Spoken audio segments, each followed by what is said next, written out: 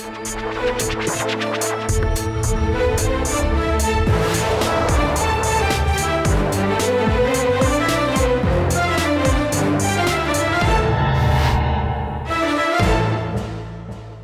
वालेकुम जी, मैं हूं उस्मान महबूब गुराया। आप देख रहे हैं प्रोग्राम आखिर क्यों।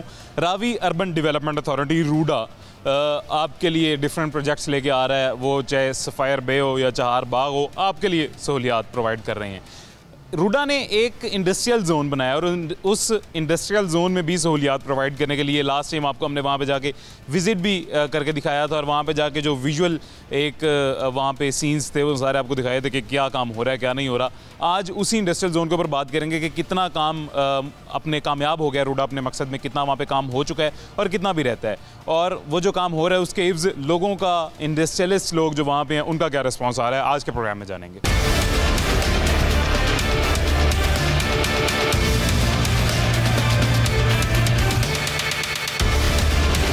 अभी सबसे पहले हमारे साथ मिस नादिया ताहिर मौजूद हैं। मिस नादिया ताहिर डायरेक्टर हैं एनवायरनमेंट की रूडा की। मिस कैसी हैं, खैरियत से आप? थैंक यू उस्मान, मैं ठीक हूँ, आप भी ठीक होंगे? मैं भी बिल्कुल ठीक हूँ अल्हम्दुलिल्लाह। अच्छा मिस, मुझे बताइएगा रूडा के बारे में, आज आपका साइट विज़िट था, किस तरह का रहा और किस साइट का आपने विज़िट किया, वहाँ पे क्या होने जा रहा है, थोड़ी सी इन्फॉर्मेशन दीजिएगा। हाँ उस्मान, जैसे आपको पता है कि हमारे साइट एक्टिविटीज़ जारी हैं और रिवर चैनलाइजेशन का ये प्रोजेक्ट है जिसमें रिवर को चैनलाइज किया जाएगा। और आज हमारे सीईओ इमरान अमीन साहब ने साइट विज़िट किया और हमारे ईडीज़ वहाँ पे मौजूद थे और उसका मकसद एक तो फ्लड सिचुएशन को देखना था वहाँ पे ऑन साइट। ईडी इंजीनियरिंग इसको बड़ा अच्छे तरीके से मॉनिटर ऑलरेडी कर रहे हैं और जो हमारे दूसरे डिपार्टमेंट्स हैं वो भी इसको वॉच कर रहे हैं। और उनका ऑन साइट विज़िट का मकसद ये था कि वहाँ पे साइट के ऊपर ही वहाँ पे फौरी हिदायत जारी की जाएँ। और अगर मैं अपने डिपार्टमेंट की बात करूँ तो वहाँ पे एचएसई को भी मैंने आज साइट के दौरान चेक किया और वहाँ पे कैंप इश्यूज़ को देखा। साइट एक्सेसिबिलिटी, मिस सॉरी बताइएगा क्या? हेल्थ सेफ्टी एंड एनवायरनमेंट जो इश्यूज़ हैं, जैसे लेबर के कुछ इश्यूज़ हैं वहाँ पे, एक्सेसिबिलिटी के होते हैं और कुछ कैंप के, और वहाँ पे जो लेबर रिज़ाइड करती है जिस तरह से कि उनको वहाँ पे किन आप उसको टाई से कि किस तरह से आप उनको रखते हैं वहाँ पर, उनके लिए रेजिडेंशियल फैसिलिटीज़ आप उनको क्या देते हैं और उनका खाना, उनका वेंटिलेशन और इस तरह की चीज़ें इसके उसमें आती हैं। फिर उनके लिए सेफ्टी जो हैं वो जैकेट्स हैं और या सेफ्टी गैजेट्स जिनको आप कह लें, उनका सेफ्टी इक्विपमेंट है जो वो वियर अप करते हैं। सो मल्टीपल टास्किंग होती है जिस तरह से एनवायरनमेंट को लेकर और वो सारी चीज़ें। सो उसकी एक्टिविटीज़ कुछ हाल्टेड थी फ्लड सिचुएशन की वजह से, आप सब ने देखा, आपने उस पर प्रोग्राम भी किया और अल्हम्दुलिल्लाह उस तरह का फ्लड हमने नहीं देखा और अल्लाह ताला ने हमें महफूज रखा उस बुरी सी सिचुएशन से और उस एमरजेंसी सिचुएशन से। सो उसके लिए ये ज़रूरी है कि हम इन फ्यूचर भी इसी तरह की प्लानिंग रखें कि अगर कुछ खुदा ना खास्ता कोई ऐसी चीज़ होती भी है तो हम उसको अच्छी तरह से उसके लिए मिटिगेशन मेजर्स हमारे पास, हमारे डिज़ाइन के अंदर, हमारे स्ट्रक्चर्स के अंदर वो सब मौजूद है। वैसे मुझे ये बताइएगा कि कितने प्रोजेक्ट्स हैं हमारे रूडा के जो ऑलमोस्ट कंप्लीट हो चुके हैं, जिनके ऊपर काम शुरू कर, कितने अभी जो अभी जिनके ऊपर काम शुरू नहीं हुआ? हाँ, हमारे पास अभी प्रोजेक्ट्स शुरू हमने किए हैं। अगर मैं अपनी एनवायरनमेंट की बात करूँ तो जैसा लाहौर हाई कोर्ट की डायरेक्शंस हैं और हम उसके ऊपर मनवान उसके ऊपर हम उसको इम्प्लीमेंट कर रहे हैं और एनवायरमेंटल स्टडीज़ हर प्रोजेक्ट की जाती हैं और उसके अंदर उनकी जिसको जांचकारी कहना चाहिए, हवा, पानी और शोर और या एयर, वाटर और नॉइस जिसको हम कह लें। सो वो सारी इन्वायरमेंटल मॉनिटरिंग उसकी रिपोर्ट के अंदर उसमें शामिल की जाती है, उसकी सारी असेसमेंट की जाती है, उसकी वायबिलिटी देखी जाती है और वो EPA में जमा करवाई जाती है और फिर वहाँ से NOC हासिल करने के बाद हम उस प्रोजेक्ट को शुरू करते हैं। ये पहली इन्फॉर्मेशन। अच्छा, उसके बाद अगर आप देखें तो वो इस वक्त हमारे जो ऑन गोइंग प्रोजेक्ट्स हैं उसके अंदर रिवर चैनलाइजेशन है, रिवर रावी की, और जिसके लिए हम सुबह आज गए हुए थे, जैसे मैंने बताया। वेस्ट वाटर ट्रीटमेंट प्लांट्स हैं जो एक वाकई बड़े पुराने प्रोजेक्ट्स हैं और वो वासा और वो सारे डिपार्टमेंट्स उसको करने की कोशिश में हैं और हम भी उनके साथ इसी तरह से इसको टेकअप किए हुए हैं। और इसके अलावा चहारबाग एक रेजिडेंशियल एरिया डेवलप कर रहे हैं, या मिक्स रेजिडेंसीज़ हैं, मिक्स कमर्शियल और रेजिडेंसीज़ का कम्बिनेशन है। और इसके साथ साथ हमारी एक्सेस रोड्स हैं और इंडस्ट्रियल जोन है। इंडस्ट्रियल जोन है या इंडस्ट्रियल एस्टेट कह लें, वो भी हमारा EPA के साथ पेंडिंग है और उसका जैसे ही हमें NOC मिल जाएगा, उसकी EIA हम करवा चुके हैं, उसकी सारी पब्लिक कंसल्टेशन कंप्लीट हो चुकी है, उसके अंदर पब्लिक हेयरिंग का हमारा फेज़ कंप्लीट हो गया और जैसे ही हमें NOC मिल जाएगा तो हम इंडस्ट्रियल एस्टेट के ऊपर भी अपना काम शुरू कर देंगे। बस अब ये बताइएगा कि आवाम का जो है ट्रस्ट पहले रूडा पे आपको पता है डेवलप नहीं हुआ था, बहुत मुश्किल, रूडा के लिए बहुत मुश्किल बन गया था, आवाम का ट्रस्ट डेवलप नहीं हुआ था। उस मकसद में कितना कामयाब हो गया रूडा, आवाम कितना अब ट्रस्ट करती है या कितना ट्रस्ट वर्दी आवाम के लिए रूडा बन चुका है? ये सवाल मैं उस्मान महबूब से करूँगी। अच्छा, मेरे इन्फॉर्मेशन के मुताबिक तो मैं असल में एजुकेट कर रहा हूँ, अवेयर कर रहा हूँ आवाम को कि ये सवाल मैंने आपसे इस वजह से पूछा है कि मेरी इन्फॉर्मेशन के मुताबिक अभी आवाम कुछ काफ़ी हद तक बेहतर हो गई है। मेरे से पर्सनली भी पूछते हैं लोग और मेरे से ऑफिशियली भी अक्सर लोग पूछते हैं कि ये रूडा जो एक प्रोजेक्ट है इसमें इन्वेस्ट करना चाहिए या नहीं करना चाहिए, और मैं कहता हूँ कि जो इतनी बड़ी एक फर्म लेके आया है, जो इतनी बड़ा एक डिपार्टमेंट है और वो इतना ज़्यादा काम कर रहा है, इतना ज़्यादा लैंड एक्वायर कर रहा है, तो मेरे ख्याल से वो फ्रॉडलेंट नहीं हो सकता। तो मैं उस वजह से उनको कहता हूँ कि आपको ज़रूर करना चाहिए इस पर ट्रस्ट। अब आप बताएं कि आवाम का रिस्पॉन्स कैसा आ रहा है? नहीं, it's an authority, it was developed under the seal of the government, so इसमें कोई फ्रॉड तो हो नहीं सकता क्योंकि कॉर्पोरेट सेक्टर तो ये है नहीं। अब उसके प्रोजेक्ट्स हैं जो सारे ही पब्लिक प्रोजेक्ट्स हैं, मसलन आपका रावी, बचपन से आप भी देख रहे हैं, मैं भी देख रही हूँ, ठीक है, उसको चैनलाइज करना, जो अब वो बिल्कुल अब बड़ी दफ़ा हम ये बता चुके हैं कि रावी का क्या हाल है और जो हर इंसान गुजरता है, जो ट्रैवलर है वो देख सकता है कि रावी का क्या हाल है। सो ये it's a public interest project. Similarly जो waste water treatment plant installations हैं वो भी पब्लिक इंटरेस्ट प्रोजेक्ट्स हैं। रहायशी सहूलियात, क्योंकि हमारी एक्सपेंशन जिस तरह से हो रही है हैज़र्ड, मतलब जिसका दिल किया जहाँ पे वो सोसाइटी बन गई, कोई planned, so we can claim कि after Islamabad it's going to be a second planned city। so planned city के अंदर जितनी भी सस्टेनेबल जो भी उसके फीचर्स हो सकते हैं हम उसके लिए कोशिश हैं कि वो हम उसके अंदर वो शामिल कर सकें। बाकी आपने बात की अवेयरनेस की, तो मैं बीइंग एन एनवायरमेंटलिस्ट सबसे पहले अवेयरनेस के ऊपर मैं ट्रस्ट करती हूँ और मैं जितने भी फोरम्स हैं जहाँ पे मैं बातचीत के लिए मैं जाती हूँ या मुझे बुलाया जाता है, तो उसके अंदर अवेयरनेस सबसे बड़ा हमारा एक कंपोनेंट होता है। और उसके लिए हमने अभी रिसेंटली मज़ीद एक वर्कशॉप करवाई अपने इंडस्ट्रियल जोन के अंदर 11 अगस्त को, जिसके अंदर सारे इंडस्ट्रीज़ को हमने बुलवाया और ये टर्की रोड पर हमने की।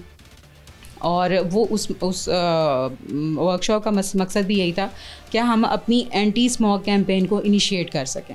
जिस तरह EPA पंजाब ने अपनी एक कैबिनेट उन्होंने अपनी शुरू की और उन्होंने उसके ऊपर ज़ीरो टॉलरेंस बताया, सिमिलरली हम भी ज़ीरो टॉलरेंस को ही लेके चलेंगे, क्योंकि हमारे पास जितनी इंडस्ट्रीज़ हैं, स्टील इंडस्ट्री है, वो हम बारहा उनसे रिक्वेस्ट कर रहे हैं कि आप अपनी पोल्यूशन कंट्रोल टेक्नोलॉजीज़ जो हैं वो लगाएं। अच्छा, अब उस जो हमारी वर्कशॉप थी उसके अंदर हमने इनवाइट किया एनवायरनमेंट प्रोटेक्शन डिपार्टमेंट पंजाब से ऑफिसर्स आए हमारे पास और पंजाब स्मॉल इंडस्ट्रीज़ से ऑफिसर्स हमारे पास आए और उन्होंने भी एड्रेस किया उसके अंदर। सो हमने उनको एक प्लेटफॉर्म भी प्रोवाइड किया कि जिसमें वो उनको ये बता सकें कि क्योंकि आपको पता है पंजाब स्मॉल इंडस्ट्रीज़ लोन्स भी दे रही है, वर्ल्ड बैंक का प्रोजेक्ट है, और वो उनको पोल्यूशन कंट्रोल टेक्नोलॉजीज़ लगाने के लिए, जिस तरह हमने इंडस्ट्रियल जोन पे वो प्रोग्राम किया था, तो आपने कहा था कि स्क्रबर्स, तो वो इस तरह की टेक्नोलॉजीज़ उनको देगी, वो उनको लोन्स देगी और वो वहाँ पे पोल्यूशन कंट्रोल टेक्नोलॉजीज़ लगाएंगे, सो दैट कि जो 20 से नेक्स्ट मंथ से आपका एक ब्लैक ब्लैंकेट बनना शुरू हो जाएगा, उसमें कुछ कमी ला सकें और कुछ वॉलंटरली जो इंडस्ट्रियलिस्ट उसके अंदर काम कर सकते हैं वो करेंगे, और जो भाई नहीं कर रहे या नहीं कर सकते उसको EPA फिर अपने तौर पे जैसे भी लाहौर हाई कोर्ट ने अपनी डायरेक्शंस दे रखी हैं, तो वो सबके लिए बहुत ज़रूरी हैं, तो उसके ऊपर अमल दरामद भी कराया जाएगा। तो सिमिलरली रूडा भी इसी तरह से अपने नोटिस इशू करना शुरू करेगा। हमें CO साहब की डायरेक्शन मिल चुकी हैं और वो EPA के साथ हमने शेयर भी कर लिए हैं। तो इस तरह से ये एक मिलजुल के आपको इन नियर फ्यूचर आपको एक एक्शन होता हुआ नज़र आएगा इसके ऊपर। अच्छा, बस हमारा बेसिक मकसद लोगों को एजुकेट करना, उनको अवेयर करना होता है। इंडस्ट्रियल जोन में लास्ट टाइम हम गए थे और वहाँ पे जितने भी इंडस्ट्रियलिस्ट थे उनमें से काफ़ियों को हम मिले थे जो कोलैबोरेट कर रहे हैं, रूडा के साथ कोऑर्डिनेट कर रहे हैं। मज़ीद काफ़ी लोग हो सकता है अभी हमें ऑन स्क्रीन भी देख रहे हों, और उनके लिए क्या मैसेज है, किस तरह से वो रूडा के साथ कोऑर्डिनेट करें किस तरह से जो है रूडा उनके लिए बेहतर है, ये थोड़ा सा अभी बताइएगा, इसके बारे में आगाह कीजिएगा। सेकेंडली ये भी बताइएगा जिस इंडस्ट्रियल जोन में हम लास्ट टाइम गए थे वो कितना अपडेट हो चुका है, उसमें क्या अपग्रेडेशन अब मज़ीद आ चुकी है? हाँ उस्मान, उसमें इस तरह से है कि जो उनकी कंस्ट्रक्शन एक्टिविटी है हमारी वो मोर देन 80% हमारी तकरीबन कंप्लीट हो चुकी है। ज़्यादा हमारे राय बिलाल हैं, डिप्टी डायरेक्टर साइट हैं, वो उसको बेहतर बताएंगे। मगर क्योंकि हमने उसके ऊपर साइट एक्सेसिबिलिटी, सोशल इश्यूज़ काफ़ी होते हैं, ज़ाहिर बात है जब आप कंस्ट्रक्शन करते हैं कि जहाँ पे चलता रोड होता है या एक्टिव रोड होता है उसको कंट्रोल करना और वो देखना एक मुश्किल टास्क होता है। सो अब वो मुश्किल उनकी काफ़ी हद तक कम हो चुकी है, और मुश्किल भी ये ऐसी मुश्किल थी कि जो उनके लिए आसानी का बायस बनने जा रही है। तो उनकी तरफ से भी कॉपरेशन हमें देखने को मिला, इंडस्ट्रियलिस्ट की तरफ से उनकी खुशी में भी अब इजाफा हो चुका है। सो इस तरह से है कि उन इंडस्ट्रियलिस्ट के लिए मेरा ये पैगाम है कि वो अब जो उनको सिविल लाइंस हमने बना कर दी हैं, जो ले डाउन वहाँ पे हो चुकी हैं, तो उसके लिए यह है कि करोसिव एजेंट्स जो उनके वेस्ट के अंदर ज़्यादा शामिल होते हैं, तो कोई प्रीलिमिनरी या प्राइमरी स्क्रीनिंग उसकी होना वेस्ट की ज़रूरी है, जो भी इफ्लुएंट वो जनरेट कर रहे हैं अपना, जिसमें ज़्यादातर जो सॉलिड वेस्ट है उसको उसके अंदर जाने से रोकें, सो दैट कि वो आगे जाके उसमें स्टक ना हो जाए और वो उसको फिर बार बार हमें किसी भी तरह से उसकी क्लीनिंग या उसके अंदर उनके लिए, क्योंकि वो अगेन वो उन्हीं के लिए मसला है अगर उसकी चोकिंग वगैरह होती है या कुछ इस तरह। दूसरी चीज़ ये है कि इंडस्ट्रियलिस्ट के लिए कि इंडस्ट्रियलिस्ट उसके अंदर हमारी जो वर्कशॉप थी उसमें शामिल थे और उन्होंने काफ़ी इत्मीनान का इजहार किया कि जो भी कंस्ट्रक्शन एक्टिविटी हो रही है वो उनके लिए काफ़ी सूदमंद है। और उस वर्कशॉप के अंदर हमारे COO मंसूर जंजवा साहब ने भी शिरकत की थी और उन्होंने उनके लिए एक बड़ा अच्छा पैगाम दिया था कि आप जितनी जल्दी अपना जो भी फ़ीस वगैरह है वो हमें जमा करवा देंगे तो उतनी जल्दी हम और उतना स्पीडी हम काम करवा सकेंगे। सो ये बड़ा एक यूनिवर्सल सा फैक्टर है जिसके लिए मैं भी उनको ये पैगाम दूंगी कि वो अपनी जो भी उनके रेवेन्यूज़ वगैरह हैं या जो भी उनके फ़ीस हैं या जो भी उनके जो पेंडिंग ड्यूज़ हैं वो जल्द अज जल्द वो जमा करा सकें, सो दैट कि जितनी भी एक्टिविटी है वो उसको मुकम्मल किया जा सके और वो मुकम्मल करके आम जो भी वहाँ पे ट्रैफिक है उसके लिए खोली जा सके। क्योंकि कंक्रीट है, कंक्रीट को सेटलिंग टाइम चाहिए होता है। सो वो जितनी जल्दी ये काम हुआ है और वो सारा हुआ है उस सेटलिंग टाइम को लेकर, सो उसकी वजह से भी कुछ जो भी टाइम एक चाहिए उस मटेरियल को लेकर। सो अब वो जब कंप्लीट हो जाएगा, वो जब एक्टिव हो जाएगा तो इंडस्ट्रियलिस्ट उसको ओन करेंगे, वो खुद ओन करेंगे उसको, और वो खुद जो उनकी एसोसिएशन है वो बड़ी एक्टिव है और बड़ी सपोर्टिव है इस चीज़ को लेके। वो बहुत अच्छा वो कोलैबोरेट भी करते हैं और वो इंटरेक्ट भी करवाते हैं, रूडा को भी करवाते हैं, दूसरी इंडस्ट्रीज़ को भी करवाते हैं। सो ये सबके लिए एक प्रोजेक्ट जो इंडस्ट्रियल जोन का गया है ये सबके लिए।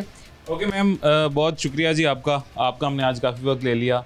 अभी आपसे इजाज़त चाहेंगे और यहाँ पे एक छोटा सा वक्फा लेंगे। एक छोटे से वक्फे के बाद आपसे दोबारा मुलाकात होगी।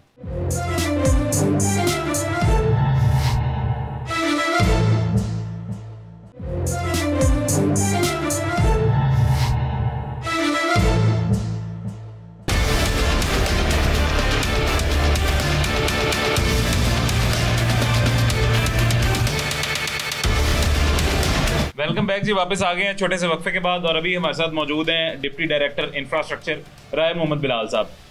बिलाल साहब कैसे हैं, खैरियत से हैं? अल्हम्दुलिल्लाह। अच्छा बिलाल साहब, अभी मिस नादिया के साथ हमारी एक सेगमेंट हो गया, एक ब्रेक हमारी उनके साथ होगी। उन्होंने इंडस्ट्रियल जोन के बारे में हमें इन्फॉर्मेशन दी है। आज का सेमिनार भी उन्होंने अटेंड किया था, जो आज वहाँ पे उनका विजिट था वो भी बताया उन्होंने, सारी इन्फॉर्मेशन हमें दी है। अब आप हमें थोड़ा सा ये एक विजुअल इन्फॉर्मेशन दीजिएगा कि इंडस्ट्रियल जोन में क्या करने जा रहा है उनका। हम बेसिकली जो एग्जिस्टिंग इंडस्ट्रीज़ हैं यहाँ पे रावी के मुल्हिका इलाके में, उनको हम बेसिक इंफ्रास्ट्रक्चर प्रोवाइड कर रहे हैं ताकि जो उनका जितना भी फजला है, जो भी उनकी गार्बेज है वो प्रॉपर चैनल के थ्रू उसको डंप किया जा सके। और वो डंप होगी हमारे वेस्ट वाटर ट्रीटमेंट प्लांट्स में, जो कि पाइपलाइन में है अभी। हमारे उनकी जितनी भी प्लानिंग है वो कंप्लीट हो चुकी हुई है और वो भी डाउन द लाइन इंशाल्लाह इसी साल में शुरू हो जाएंगे इंशाल्लाह। अच्छा, अब इसमें कुछ हमारा एक पायलट प्रोजेक्ट था जो कि एग्जिस्टिंग इंडस्ट्रीज में पायलट प्रोजेक्ट मतलब कि अभी हम हाँ जी पहला प्रोजेक्ट है और इसमें हम लोगों को अवेयर कर रहे हैं और इसके अलावा हम चाह रहे हैं कि उन्हीं के जो टैक्स के पैसे हैं वो हम उसी से उनको बेसिक इंफ्रास्ट्रक्चर प्रोवाइड करते हैं। तो अभी हमारे पास इतनी अमाउंट उनकी रजिस्ट्रेशन अभी इस तरह से इतनी नहीं है, जिसकी वजह से हम अपने ही सोर्सेज पे एक प्रोजेक्ट कर रहे हैं, इसलिए इसको पायलट प्रोजेक्ट है। Okay okay. अच्छा, उसकी कुछ आपको मैं ब्रीफिंग दे देता हूँ। जी जी।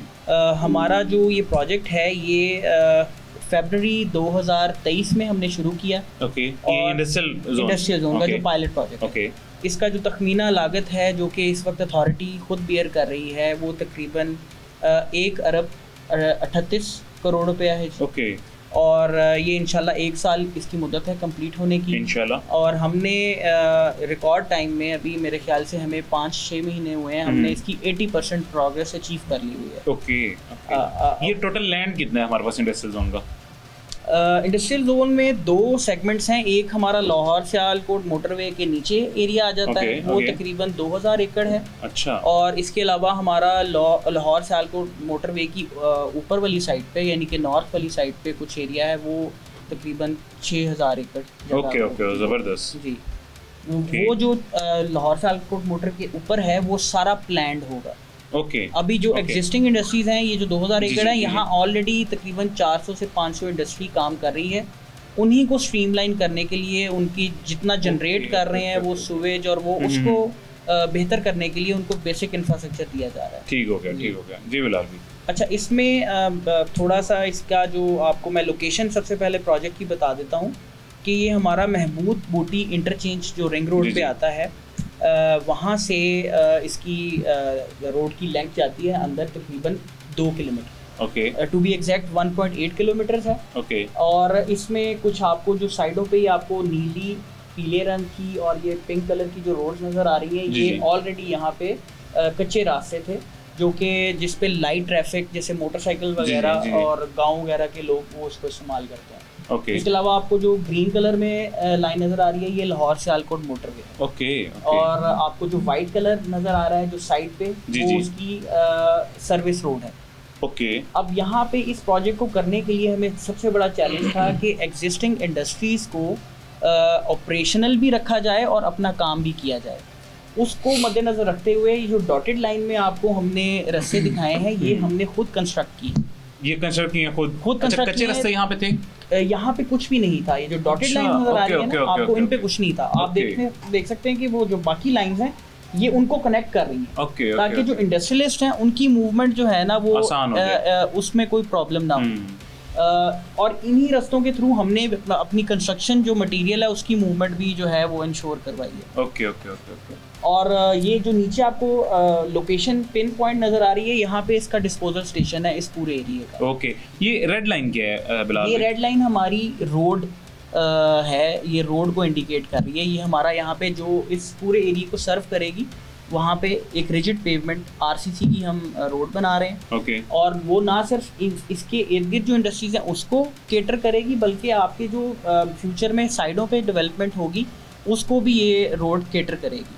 ना सिर्फ रोड के हिसाब से, बल्कि इसके नीचे जो हमने इंफ्रास्ट्रक्चर बिछाया है सीवर का, वो भी हमने इस हिसाब से डिज़ाइन किया है कि फ्यूचर में अगर यहाँ पे एक्सपेंशन होती है तो इसके इर्द गिर्द के एरिए को वो उसका लोड ले सकती है। Okay okay. ये आपकी रेड लाइन तो पॉजिटिव है, मोस्टली रेड लाइन नेगेटिव होती है। नहीं, इसको रेड लाइन इसलिए किया हुआ है क्योंकि हम ये इसका बेसिक आइडेंटिफाइंग फीचर है। ओके। अभी प्रोमिनेंट करने के लिए। दूसरा, जब इसकी जो प्रोग्रेस है जो सीवर वर्क्स की, और वो आपको ग्रीन में शो करेंगे, वो इसके ऊपर ही शो होगी। ओके। इस काम को करने के लिए सबसे पहले हमने यहाँ पे 3-3 फुट 4-4 फुट मलबा यहाँ इस रोड पे पड़ा हुआ था, जो कि इन इंडस्ट्रियलिस्ट ने वक्तन फ़वक्तन इर्द गिर्द से इकट्ठा करके यहाँ पे डंप किया हुआ था, ताकि उनकी सड़क की मूवमेंट इधर से हो सके। और वो सारा जो मटेरियल था वो कंस्ट्रक्शन के लिए अनसूटेबल था। वो हमने वहाँ से रिमूव करके उसको साइड पे लखोटे लैंडफिल साइट है उसके अंदर डंप किया है। ठीक हो गया। और फिर उसके बाद हमने अर्थ वर्क का काम किया है। ये आपको नज़र आ रहा है कि ये सारा जितना मटेरियल उठाया जा रहा है ये अनसूटेबल है। Okay okay. ये खुदाई की गई है यहाँ पे, जैसे आप ये देख सकते हैं, तकरीबन 3-3 फुट यहाँ से मलबा उठाया गया है। और उसके ऊपर फिर हमने मट्टी डालकर उसको कंपैक्ट किया। अपना जो रिक्वायर्ड लेवल था रोड का वो अचीव करने के बाद उसका मजीद जो स्ट्रक्चर बनाने की आती है वो हमने काम को किया है। यहाँ पे आप देख सकते हैं कि इर्द गिर्द जो कंस्ट्रक्शन हो रही थी मोटरवे की और रिंग रोड की, उनका जो कंक्रीट का मलबा था वो भी लोगों ने यहाँ पे दबाया हुआ था ज़मीन में। अच्छा। ताकि अपना वो लेवल ऊपर कर सके, उसको भी हमने तोड़ा है, तोड़ के सारे को रिमूव किया है और फिर यहाँ पे कंस्ट्रक्शन दोबारा से शुरू। ये आप देख सकते हैं यहाँ पे ये कितने ही बहुत ज़्यादा। ओके, आप ये देख सकते हैं पूरे लोगों ने पैनल उठा के नीचे दबाए हुए थे, जैसे आपको पूरा नजर आ रहा है। ये हमारा यहाँ पे जो ऊपर रोड के स्ट्रक्चर होता है उसके अंदर पत्थर डाला जाता है और फिर बाद में ऊपर कंक्रीट की जाती है। ये जो पत्थर है यानी कि अर्थ फिल करके सीवर डाल के ऊपर जो पत्थर डाला जाता है उसकी प्रोग्रेस हम शो करवा रहे हैं। वो ये जो वाइट लाइन शो कर रही है ये पूरी लेंथ में हमने डालना है। और ये हमने तकरीबन कंप्लीट कर लिया है। पूरे का पूरा हमने अपना जो पत्थर डालने का अमल है वो कंप्लीट कर लिया। सीवर भी हमारा कंप्लीट है और पत्थर भी हमारा ठीक हो गया। अच्छा बिलाल भाई, सॉरी टू इंटरप्ट, एक बात मैं अपनी इन्फॉर्मेशन के लिए और मेरी ऑडियंस की इन्फॉर्मेशन के लिए भी, जिनको नहीं पता उनके लिए एक बात पूछना चाहूँगा, क्योंकि मुझे नहीं पता इस चीज़ की बेसिक इन्फॉर्मेशन। कोल टार की एक रोड होती है, एक कंक्रीट की सीमेंटेड रोड होती है, इन दोनों में क्या डिफरेंस है? कौन सी ज़्यादा पायदार और कौन सी चीप है? ये लोड डिज़ाइन होता है इसका। उस लोड को मद्देनज़र रखते हुए डिसाइड किया जाता है कि यहाँ पे वो जो कोल टार होती है वो बेसिकली उसको फ्लेक्सिबल पेमेंट कहा जाता है। और जो कंक्रीट वाली होती है उसको रिजिड पेमेंट कहा जाता है। जहाँ पे आपकी हैवी ट्रैफिक होती है, जैसे ट्रॉले आने हैं, बाइस व्हीलर आपके ट्रक आने हैं, उनके लिए कंक्रीट की रोड्स बनाई जाती है। उनकी मुद्दत भी तभी बढ़ती है। अगर आप उधर वो बना देंगे बिचुमन वाली रोड बना देंगे तो उसके अंदर आपको रट्स पड़ जाते हैं, वेवी सारी रोड हो जाती है और उसकी मुद्दत जो होती है ना वो कम हो जाती है। अगर वो 10 साल के लिए डिजाइन हुई है तो अगर हैवी ट्रैफिक उसके ऊपर चलेगी तो वो आपकी 3-4 साल में खत्म हो जाएगी। अच्छा, इनमें दोनों में से एक्सपेंसिव कौन सी पड़ती है? एक्सपेंसिव हमारी कंक्रीट वाली ज़्यादा एक्सपेंसिव क्योंकि पायदार ज़्यादा है। लेकिन जितने भी इंडस्ट्रियल जोन हैं, अगर आप कायद-ए-आज़म इंडस्ट्रियल जोन देख लें, आप फिडमेक के जो फैसलाबाद वाले देख लें, उसमें जितनी भी आपकी रोड्स होती हैं वहाँ पे कंक्रीट ही डाली जाती है, क्योंकि यहाँ पे आके ट्रैफिक स्लो भी हो जाती है तो वो जो लोड का इम्पैक्ट है वो बढ़ जाता है ऐसे। और काफ़ी अर्सा तो ट्रैफिक खड़ी भी रहती है, ट्रैफिक वहाँ पे खड़ी भी रहती है, उनको वेट भी करना पड़ता है। ठीक, यहाँ पे सबसे पहले खुदाई करके हमने अपना मलबे को क्लियर किया। ठीक हो गया। फिर जो अगला हमारा मरहला था वो हमने यहाँ पे सीवर डाला। अच्छा, अब सीवर डालने के लिए भी हमारी यहाँ पे 2 किस्म की सीवर लाइन है। एक हमारा मेन ट्रंक है जिसको हमने 5 फुट की गहराई से लेके 15 फुट की गहराई तक डाला और उसके अंदर मज़ीद जो साइडों से लोगों का जो जितना भी गार इकट्ठा होना है उसके लिए हमने अलहदा से कलेक्शन के लिए एक अलहदा 2 सीवर लाइनें चलाई हैं। ठीक हो गया। और उनके लिए मैन होल्स बनाए।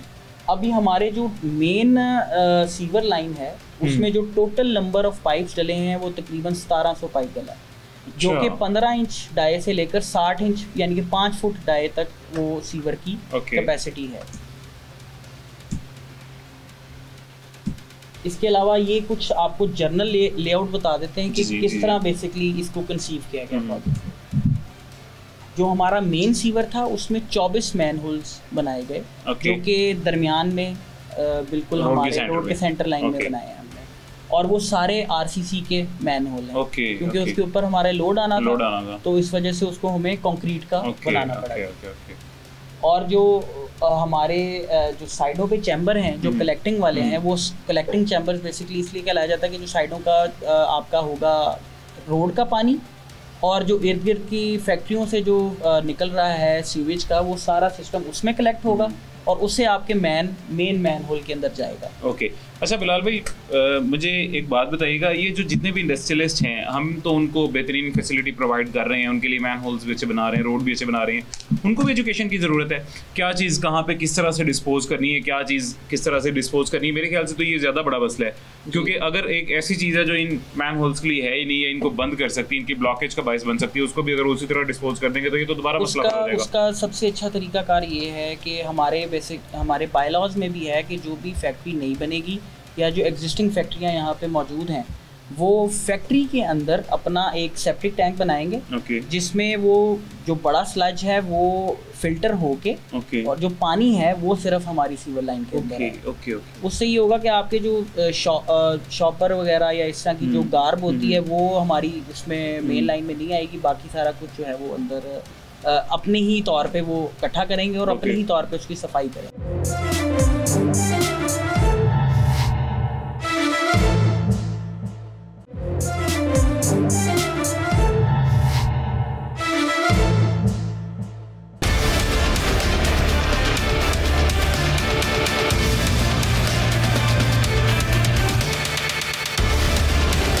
वेलकम बैक जी, वापस आ गए छोटे वक्फे के बाद। जी बिलाल भाई, वही गुफ्तगू का सिलसिला दोबारा जारी रखते हैं। जी हम सीवर पे हमने ख़त्म किया था और ये हमारा प्रैक्टिकली भी ख़त्म हो चुका है साइड पे। यानी कि हमने अपने जितने भी पाइप्स लेइंग थी वो मौके पे कंप्लीट कर ली हुई है। ये कुछ आपको स्नैप्स इसकी हम दिखाते हैं कि ये किस मोमेंटस काम था हमारे लिए इतने छोटे से अवेलेबल एरिया में इतने बड़े सीवर लाइन को ले करना। और हमने इस चीज़ का भी ख्याल रखा कि इर्द गिर्द की लोगों की जो प्रॉपर्टी है वो भी डैमेज ना हो, क्योंकि ज़्यादा खुदाई की वजह से आपकी साइड वाली प्रॉपर्टीज़ भी कॉम्प्रोमाइज़ हो जाती हैं। लेकिन हमने उनकी सैंक्टिटी को भी जो है वो बरकरार रखा है और उनको भी सेफ गार्ड किया है। ये आप कुछ देख सकते हैं कि सीवर लाइन की ये लेंथ पूरी की पूरी हमारी मौके पे ले चुकी है। ह्यूज लेंथ है। अच्छा, ये साइडों पे आपको राइडर सीवर नज़र आ रहा है, वो जो कलेक्शन चैम्बर्स हैं, और दरमियान में हमारा वो जो आरसीसी का मैंने आपको मैनहोल बताया था ये वो है। ये साइड पे कुछ एरियाज में खेत भी हैं जहाँ पे फ्यूचर में हो सकता है कोई ना कोई इंडस्ट्री वगैरह लोग लगा रहे हैं। ये इसकी कंस्ट्रक्शन का सीक्वेंस है। यहाँ पे मटेरियल डंप करना, फिर बारिशों में यहाँ पे हमने काफ़ी प्रॉब्लम्स फेस की, क्योंकि यहाँ पे मट्टी थी और इर्द गिर्द की जगहों से पानी भी काफ़ी यहाँ पे आता था। तो हमने अब इस मामले को कम्प्लीटली तौर पे किल कर दिया है। हमने रोड का जो लेवल है वो ऊंचा भी किया है ताकि यहाँ पे पानी का इंग्रेस ना हो। ये हमारी कंक्रीटिंग हो रही है मैन होल्स की। ये हम फिर इसकी वाटर प्रूफिंग के लिए मैन होल्स के लिए मज़ीद बाहर बिचुमन भी यूज़ किया है ताकि इसकी बाहर से सीपेज ना हो। और उस सीपेज से ये होता है कि फिर आपकी जो लाइफ कम हो जाती है। कंक्रीट के अंदर जो स्टील है उसको जंग लग जाता है। ये हमारा सबसे बड़ा डाया 5 फुट डाया, ये अनलोड कर रहे हैं। ये कंक्रीटिंग हो रही है टॉप स्लैब की, सीवर की। ठीक हो गया। ये आप डेप्थ का यहाँ से अंदाज़ा लगा सकते हैं कि कितनी डीप हमने पाइप बिछाई हुई है। ये तकरीबन 15 फुट गहरा 15 फुट गहरा पाइप, यहाँ से 15 फुट गहराई पे पाइप है। अच्छा, ये क्या चीज़ थी लास्ट में? ये हमारा दरमियान वाला मैन होल है कंक्रीट का, उसका जाला बनाया हुआ है पूरा। ठीक। इसकी कॉस्ट ज़्यादा होने का भी एक ये भी फैक्टर है, क्योंकि यहाँ पे मैन होल सारे कंक्रीट के बनाए गए हैं और ऊपर रोड भी सारी कंक्रीट की बनी है। अच्छा बिलाल भाई, मुझे ये बताइएगा मीनवाइल साथ कि ये जो आप काम कर रहे हैं ज़ाहिर है एक्सपेंसिव काम कर रहा है रूडा और इसकी कॉस्ट भी ज़्यादा है। इनकी तरफ से क्या कोलैबोरेशन आ रही है? जो इंडस्ट्रियल जोन में लोग बैठे हुए हैं उनकी क्या पेमेंट्स हैं, क्या कोलैबोरेशन आ रही है और सारे एग्री कर रहे हैं पेमेंट के लिए? इस वक्त हमारी जो इंडस्ट्रियल कमेटी एक बनी हुई है जिसमें उधर लोकल इंडस्ट्रियलिस्ट ही हैं, उसका रूहे रवां उसके वही हैं और वो लोगों को कायल कर रहे हैं यहाँ पे। और कुछ हमारे वहाँ पे कंस्ट्रक्शन करने से मज़ीद लोगों का रुझान इस तरफ हुआ है। पहले पेमेंट्स थोड़ा स्लो थी, अभी जैसे हमने काम वहाँ पे किया है तो लोगों को उसमें अपना बेनिफिट नज़र आ रहा है तो वो रजिस्ट्रेशन करवा रहे हैं और अब थोड़ा सा अप्रिशिएट हुआ है काम। पेस अभी भी उतनी नहीं है जितनी होनी चाहिए, क्योंकि हमारा एक्सपेंडिचर ज़्यादा हो रहा है और पेमेंट्स उस तरह से हमारे पास नहीं आ रही। लेकिन इवेंचुअली अगर हम बीइंग गवर्नमेंट उसको फैसिलिटेट कर रहे हैं तो अल्टीमेटली फ़ायदा हमें ही होगा, क्योंकि एक पूरे मुल्क के लिए एक सनत का जो है हम वहाँ पे प्रॉपर इंफ्रास्ट्रक्चर प्रोवाइड कर रहे हैं। तो इससे सनती इदारों को मज़ीद यहाँ पे फ़रोग मिलेगा और उनको अपॉर्चुनिटीज़ मिलेंगी, नए बिजनेसेस यहाँ पे खोलने का लोगों को मौका मिलेगा। मेरा ख्याल है कि ये अगले आने वाले कुछ महीनों में मज़ीद बेहतरी हो जाएगी ऐसे ही इंशाल्लाह, क्योंकि जिस तरह की सूरत हाल पहले यहाँ पे थी और जिस तरह की अब बन चुकी है, जितने भी इंडस्ट्रियलिस्ट यहाँ पे मौजूद हैं उनको तो साफ नजर आ रहा होगा, उनकी अपनी गाड़ियाँ भी मेरे ख्याल से यहाँ पे धंस जाती होंगी। ये 1.8 किलोमीटर के सफ़र जो आपका पहले यहाँ तय होता था उस पर तकरीबन 30-40 मिनट लग जाते, क्योंकि इस पे इतने डिचेस थे रोड पे अक्सर ट्रक यहाँ पे उनके टायर पंक्चर हो जाते थे, एक्सल टूट जाते थे और वो कई घंटों खड़े रहते होंगे। कई यहाँ पे अब हमने बिल्कुल स्मूथ कर दिया है, तो ट्रांसपोर्टर हजरात को भी फायदा होगा और इंडस्ट्रियलिस्ट को भी होगा, ऐसी है जाहिर है। और जब ये अपने फायदे को देखेंगे तो होपफुली मजीद आपसे ज़्यादा अच्छे तरीके से कोलैबोरेट करेंगे। ये हमारी सारी पीसीसी की एक्टिविटी हो रही है, जो कंक्रीट से पहले भी पीसीसी जी मेन कंक्रीट से पहले भी पीसीसी डाली है।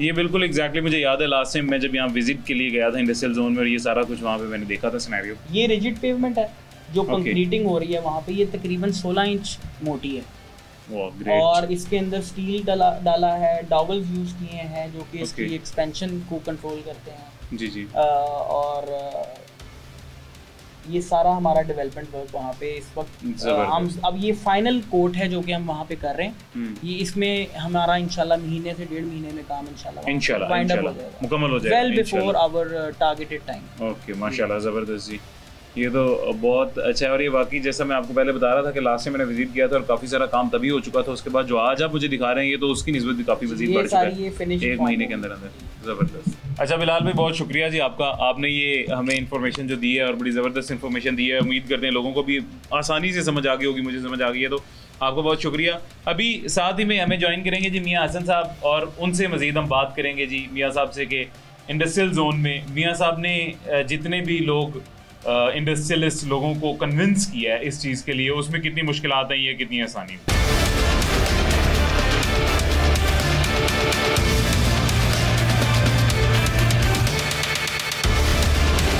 ओके जी, सो मियाँ साहब have joined us just now. मियाँ जी कैसे हैं, खैरियत से हैं आप? जी। अच्छा मियाँ साहब, मुझे ये बताइएगा कि सबसे पहले तो मैं आपसे एक बात पूछना चाहूँगा, आपके टॉपिक पे आने से पहले आपसे बात पूछना चाहूँगा, ये मेरे पीछे इतना बड़ा सारा लेस्को लिखा हुआ है, आवाम को तो बहुत तंग कर छोड़ा इन्होंने लेस्को वालों ने, आपके साथ क्या इनकी कोलैबोरेशन जारी है और किस तरह का रवैया आपके साथ?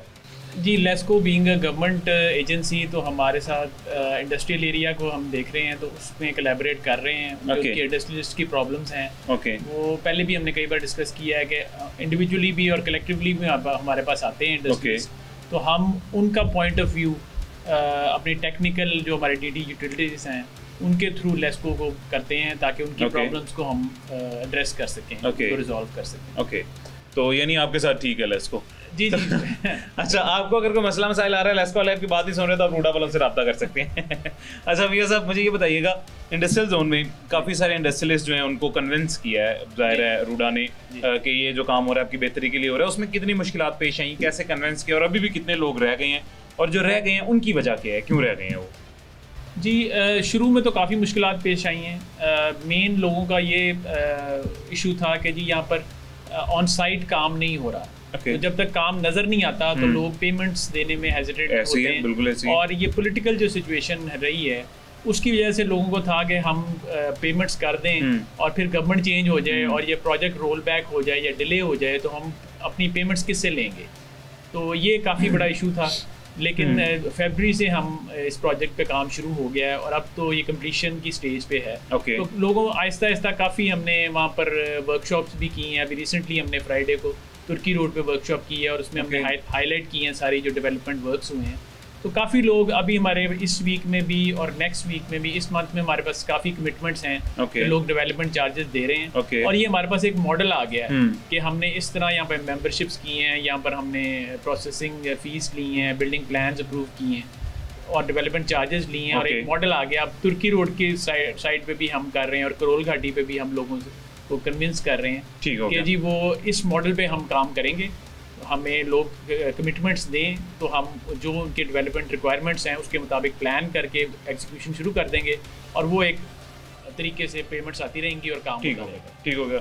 मियाँ साहब, तुर्की रोड पे मेरी इन्फॉर्मेशन के मुताबिक तुर्की रोड पे एक वर्कशॉप भी आपने कंडक्ट की थी। जी। वो वर्कशॉप का मकसद क्या था, वो कैसी रही, किस हद तक कामयाब रही? जी, वो काफ़ी कामयाब रही है। जो इंडस्ट्रियलिस्ट हैं उन्होंने बहुत अप्रिशिएट किया है। उसका मकसद ये था कि रूडा के बारे में लोगों को बताया जाए, इंडस्ट्रियल जोन के बारे में बताया जाए और स्पेसिफिकली जो जांडा रोड पे हमने डेवलपमेंट वर्क्स किए हैं उसकी ब्रीफिंग लोगों को दी जाए, एग्जिस्टिंग जो लोग हैं वहाँ के भी और तुर्की रोड के इंडस्ट्रियलिस्ट को भी, कि ये एक मॉडल है कि ये हमने काम किया है। तो हमें उसका बड़ा अच्छा रिस्पॉन्स मिल रहा है और वो जो एक लोगों में इबाम था ये काम कैसे होगा, किस तरह होगा, वो काफ़ी चीज़ें क्लियर हो गई हैं। उसमें हमारा काफ़ी इंटरेक्शन लोगों से रहा है और बड़ा बेहतर लोगों का कॉन्सेप्ट रूडा के बारे में और इंडस्ट्रियल डेवलपमेंट के बारे में बेहतर हो गया, क्लियर हो गया। चलें अल्हम्दुलिल्लाह। मियां साहब मुझे बताइएगा, जो लोग अभी भी रह गए हैं, जो रूडा के साथ अभी भी कोलैबोरेट नहीं कर रहे हैं, उसकी क्या वजह है, वो क्यों नहीं कर रहे हैं, और अगर इन केस वो मजीद अभी भी कोलैबोरेट नहीं करते या नहीं करना चाहते तो रूडा के पास फिर उसका क्या हल है?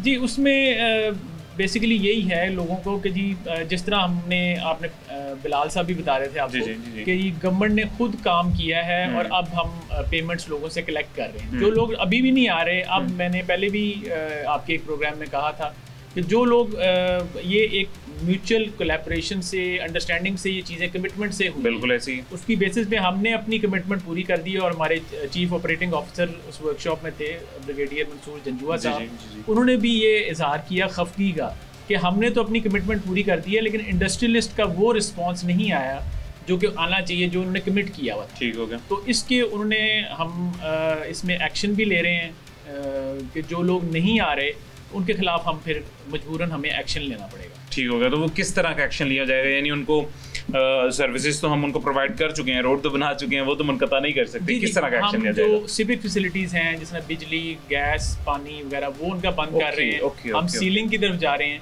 इसका मकसद जो है वो लोगों का कारोबार मुनक़ते करना या उनकी मतलब उसको टारगेट करना नहीं है, सिर्फ लोगों को एक वार्निंग है कि जब ये चीज़ें सारी एग्रीड हैं और जो हमने कमिटमेंट अपनी पूरी कर दी है और काम नज़र आ रहा है सारा ख़त्म होने के करीब है, अब हमने भी जाहिर है कि कॉन्ट्रैक्टर्स को पेमेंट्स करनी है और हमने आगे डेवलपमेंट वर्क करने हैं। अगर हमारी रकम, हमारी इन्वेस्टमेंट ब्लॉक हो जाएगी यहाँ पर, तो हम फिर आगे लोगों को सर्व नहीं कर सकेंगे, हम अपनी सर्विस क्वालिटी को इम्प्रूव नहीं कर सकते। बिल्कुल ऐसे। और वैसे भी मियाँ साहब, मेरा एक ये मानना है कि एक ही जगह पे अगर एक ही लाइन में इंडस्ट्रियल जोन में, तो एक इंसान जो है वो गवर्नमेंट को पैसे दे रहा है या टैक्स समझ लें इसको, कि जो फैसिलिटीज़ उनके मेरे हैं उसकी वजह उनको पेमेंट कर रहा है, और दूसरा ना दे लेकिन फैसिलिटीज़ वो सारी ले, दिस इज़ रॉन्ग।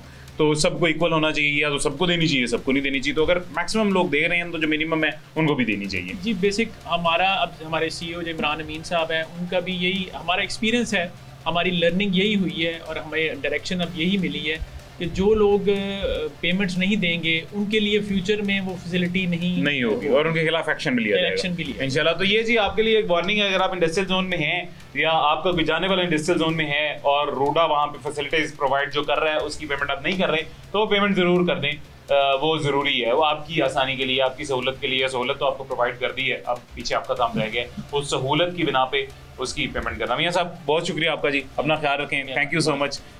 ऐसे ही लोगों को सर्विसेज प्रोवाइड करते रहे और उनकी दुआएं लेते रहे, अपना ख्याल रखें जी। मुझे भी इजाज़त दीजिएगा, आप भी अपना ख्याल रखिएगा। आज हमारा वक्त खत्म हो गया, ज़िंदगी रही तो इंशाल्लाह फिर मुलाकात होगी। अपना ख्याल रखें, अल्लाह हाफ़िज़।